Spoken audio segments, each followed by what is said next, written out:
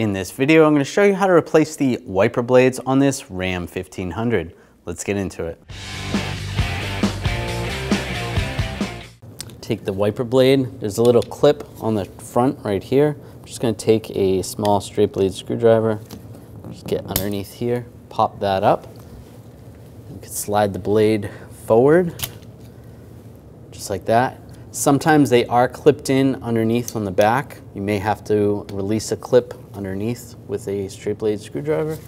Then take the new wiper blade, slide it on, lock it in place, put it down, and you're going to do the same for the other one.